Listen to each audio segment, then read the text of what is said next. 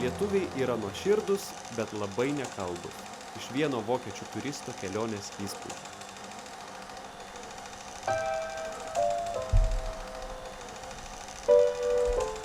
Kodėl jie geria gryną degtinę vidury vasaros? Kodėl jie pusryčiaudami geria kavą ir žiūri į laikrodį? Kodėl jie valgo sumuštinius per pietų pertrauką?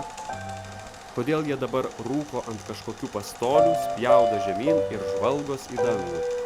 Kodėl jiems nuolat nesiseka ir tik retkarčiais sekasi?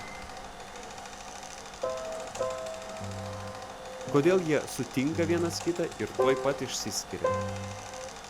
Nes nyku mums šitaip gyventi. Kodėl jie keliasi vidury nakties ir kiša galvą į šaldytuvą? Kodėl jie keliasi vidury nakties ir kiša galvą į kilpą?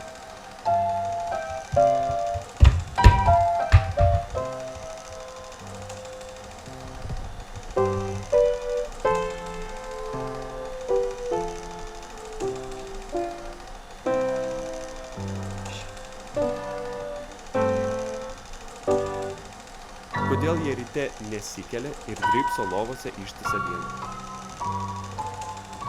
Kodėl jie eina į bažnyčią sekmadieniais? Kodėl jie eina pas savo moteris ketvirtadieniais?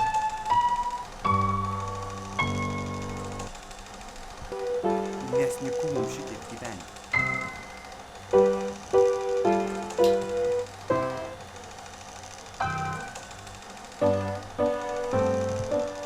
Kodėl jie sako, atrodo, lyg viskas jau būtų nutikę kadaise?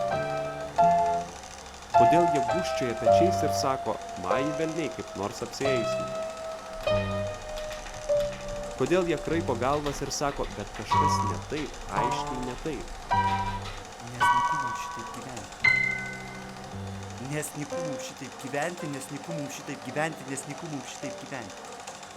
Sako jie, tie lietuviai, ir tada jau nutyla.